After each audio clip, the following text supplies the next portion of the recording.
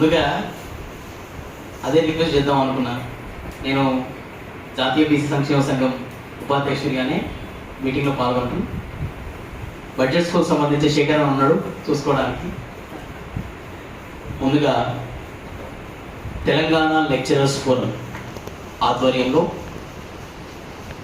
తెలంగాణ ప్రభుత్వానికి ఈ మధ్యకాలంలో ఆకునూరి మురళి గారు సమర్పించిన ఎడ్యుకేషనల్ పాలసీ పైన ఈ కార్యక్రమాన్ని ఏర్పాటు చేసిన తెలంగాణ లెక్చరర్స్ ఫోరం చైర్మన్, అలాగే ఉద్యమాల కత్తి, ఇంటి పేరే కత్తిగా పెట్టుకున్న కత్తి వెంకటస్వామి గారికి, అలాగే సభాధ్యక్ష స్థానంలో ఉన్న గుణ రెడ్డి గారికి, అలాగే రాష్ట్ర అధ్యక్షులు రామకృష్ణ గారికి, మా ప్రొఫెసర్ గాలి వినోద్ కుమార్ అన్న గారికి, బడ్జెట్ స్కూల్స్ ప్రైవేట్ అసోసియేషన్ రాష్ట్ర అధ్యక్షులు శేఖర్ రెడ్డి గారికి, తెలంగాణ భవిష్యత్తు పైన ప్రేమతో ఈ కార్యక్రమానికి వచ్చిన మేధావులు, విద్యావంతులు ప్రతి ఒక్కరికి కూడా ఉద్యమంగా తెలియజేస్తూ, తెలంగాణ పోరాటం తెలుసు మీకు అనేకప్పుడు చెప్పారు.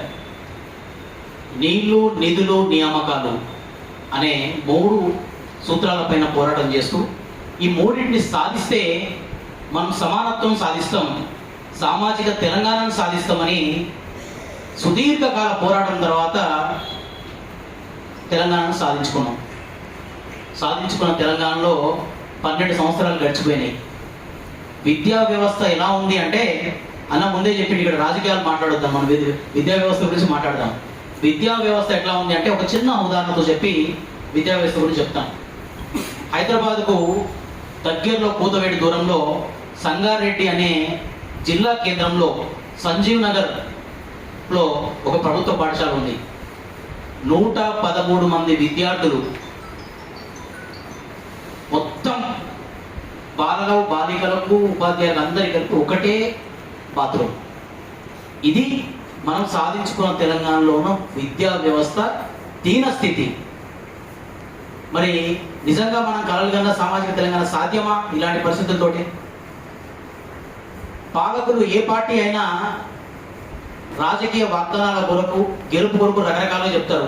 నిన్న మొన్న పేపర్ చూస్తున్నాం, విద్యార్థులకు స్కూటీలు ఇస్తాం, దగ్గర 1600 కోట్ల బడ్జెట్ ఖర్చు పెట్టి ఈ రాష్ట్రంలో ఉన్న ఆడపిల్లలకు, చదువుకునే ఆడపిల్లలకు స్కూటీలు ఇస్తామనేది ఒక వాగ్దానం. దాని గురించి ఏదో నడుస్తుంది. అయ్యా, ఇక్కడ ప్రభుత్వ పాఠశాలలో అమ్మాయిలకి బాత్రూమ్లు గతి లేవు. మీరు పెట్టిన మహిళలకు సంబంధించిన ఉచిత బస్సు ప్రయాణాన్ని ఆల్రెడీ ఈ రాష్ట్రంలో ఉన్న విద్యార్థినులు, మహిళలు వాడుకుంటున్నారు. మరి అలాంటిది విద్యా ప్రమాణాల పెంపు కొరకు ఖర్చు చేయాల్సిన ఈ రాష్ట్ర బడ్జెట్ని స్కూటీల కొరకు ఖర్చు చేస్తారా? రియాజ్ అన్న చాలా చక్కగా చెప్పాడు, బ్రహ్మాండంగా. రాష్ట్ర బడ్జెట్లో ఈ రిపోర్ట్లో ఉన్న పాయింట్లో మొత్తం చూడడం జరిగింది. దీంట్లో ఒక పెద్ద చాలా ఇంపార్టెంట్ పాయింట్ ఏంటంటే, చాలా విషయాలు ఆల్రెడీ చర్చకు వచ్చినాయి. చాలా ఇంపార్టెంట్ పాయింట్, బడ్జెట్లో దాదాపుగా 18% విద్యా వ్యవస్థకు కేటాయించాలని చెప్పి స్పష్టంగా చెప్పారు. ఇది నిజంగా చాలా గొప్ప నిర్ణయం. ఇప్పటి వరకు మనం సాధించుకున్న తెలంగాణలో మన నిధులు అని కొట్లాడి మన విద్యా వ్యవస్థకు మనం ఖర్చు చేస్తోంది 6 నుంచి 7%.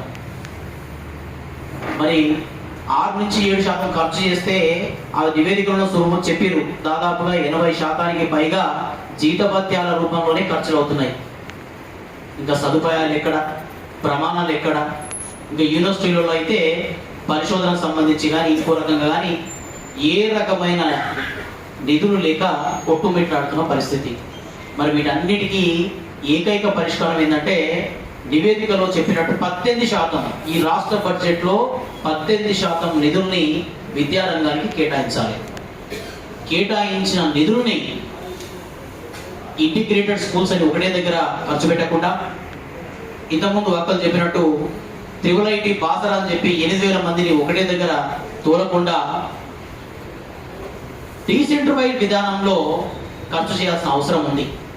మీరు ప్రభుత్వ వ్యవస్థలో హాస్టల్ విద్యార్థులు, మేము జాతీయ బీసీ సంక్షేమ సంఘం తరఫున ఆర్ కృష్ణ గారి ఆధ్వర్యంలో నిరంతర పోరాటం చేస్తున్నాం. ఈ రాష్ట్రంలో చదువుతున్న దాదాపుగా 5,000కు పైగా ఉన్న గురుకుల పాఠశాలల్లో, హాస్టళ్లలో, ప్రభుత్వ హాస్టళ్లలో అధ్వాన్నమైన తీరుంది. ఒక విద్యార్థి పైన ఈరోజు తెలంగాణ ప్రభుత్వం పెడుతున్న ఖర్చు 70 రూపాయలు. ఈ 70 రూపాయల్లోనే ఆ విద్యార్థికి 3 పూటలు రావాల్సిన భోజనం పెట్టాల్సిన పరిస్థితి. ముగ్గురు ఉండాల్సిన తరగతి గదిలో 20 మందిని పశువుల తోటలో కూడా పెట్టట్లేదు మనం. అంతకన్నా దారుణమైన పరిస్థితుల్లో 20 మందిని పెడుతున్నారు. ఇక మీరు ఫుడ్ పాయిజనింగ్ కేసులు అయితే రోజు పేపర్లో నిత్యమైపోయినాయి. మరి అన్న కూడా రేవంత్ గారి చాలా దగ్గర ఈ పాయింట్ మీరు ప్రభుత్వ దృష్టిని తీసుకుపోవాలి. విద్యాశాఖ నిర్వహిస్తున్న ముఖ్యమంత్రి గారు మేము అనుకున్నాం తెలంగాణ మొదటి 10 సంవత్సరాల్లో విద్యారంగం అంతా గాలి వదిలేసారు. ఇక ముఖ్యమంత్రి గారే విద్యాశాఖను పెట్టుకుంటే అద్భుతంగా ఉంటుందని అనుకున్నాం. కానీ విద్యారంగ పరిస్థితి పెనంలోంచి పొయ్యిలో పడ్డట్టు అయిపోయింది.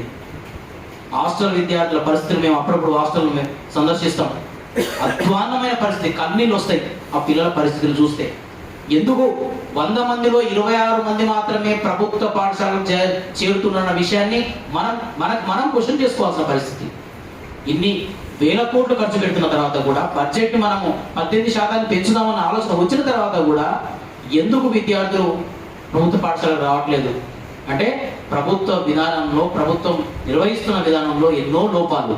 ఆ లోపాలను సరిదిద్దు ఒక రకంగా కాదు. హాస్టల్ విద్యార్థులు అయితేనేమి, గురుకుల విద్యాలయాలు అయితేనేమి, ప్రభుత్వ పాఠశాలల్లో అయితేనేమి, ప్రైవేట్ వ్యవస్థలో అయితే.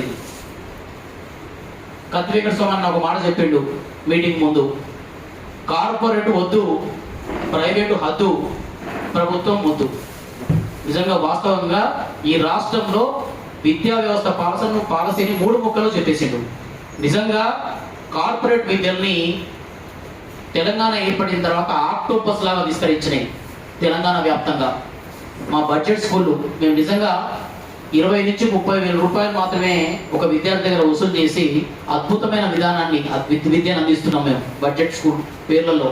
మమ్మల్ని ప్రైవేట్ స్కూల్ పేరుతో, కార్పొరేట్ స్కూల్తో కాకుండా మేము బడ్జెట్ స్కూల్ పేరుతో ఈ మధ్య కాలంలో private schools budget schools association ఏర్పాటు చేసి ప్రభుత్వంలోని మమ్మల్ని కార్పొరేట్ గాటన కట్టకండి, ప్రైవేట్ ఒక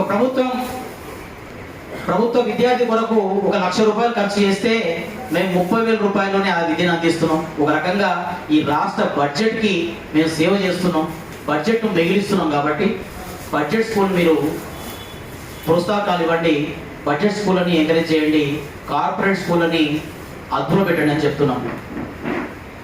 ఈ వేదిక ఇక్కడ చాలా మంది పెద్దలు వివిధ వేదికల మీదకి వెళ్తుంటారు. మీరు ప్రభుత్వ హాస్టళ్ల పైన, ప్రభుత్వ గురుకుల పాఠశాలలో చదువుతున్న విద్యార్థులకు ఎప్పుడైనా వీలు ఉంటే సందర్శించండి. చాలా దారుణమైన పరిస్థితులు ఉన్నాయి. ఆ పరిస్థితులను అన్నిటికన్నా ముందుగా మార్చాల్సిన అవసరం ఉంది. మెస్ ఛార్జీలు ఒక నెలకి ఒక విద్యార్థి పేరు మీద 21 మాత్రమే ఖర్చు పెడుతున్నారు. ఇది ఏ రకంగా కూడా సమర్థనీయం కాదు. నాణ్యమైన ఆహారము, నాణ్యమైన పరిస్థితులు ఉంటేనే ఒక విద్యార్థి అద్భుతమైన అదిగా పరిగణించగలుగుతారు. వాళ్ళు సామాజికంగా అన్ని రకాలుగా తరగతి గదిలోనే ఈ దేశ భవిష్యత్తు తయారయ్యేదే తరగతి గదిలో.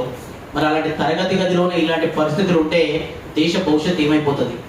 కాబట్టి ఇప్పటివరకు సబ్మిట్ చేసింది అది రిపోర్టే. కాబట్టి ఈ రిపోర్ట్ను బేస్ చేసుకునే ప్రభుత్వం పాలసీని రూపొందిస్తుంది. కాబట్టి ఇక్కడ ఉన్న మేధావులందరూ కూడా, ప్రొఫెసర్లందరూ కూడా నేను ఒకటే విజ్ఞప్తి చేస్తున్నా, దీని మీద విస్తృతమైన చర్చ జరగాల్సిన అవసరం ఉంది. ముందుగా ఇలాంటి వేదికను ఏర్పాటు చేసి నిజంగా ఈ చర్చకు అవకాశం ఇచ్చిన కత్తి వెంకట స్వామి గారికి ధన్యవాదాలు తెలియజేస్తూ, ఇక్కడ వచ్చిన మేధావులందరూ కూడా ఈ విషయాల మీద ఇంకా విస్తృతమైన చర్చ జరగాల్సిన అవసరం ఉంది. ప్రభుత్వం పైన ఒత్తిడి పెంచాల్సిన అవసరం ఉంది. ముందు బడ్జెట్ని ఇప్పుడు ఇస్తున్న 6% నుంచి 18% తీసుకొచ్చి వాటిని సవ్యంగా ఖర్చు పెట్టే విద్యా విధానాన్ని రూపొందించాల్సిన అవసరం ఉందని చెప్పి ఈ వేదిక ద్వారా తెలియజేస్తూ సెలవు తీసుకుంటాం. ధన్యవాదాలు అన్న.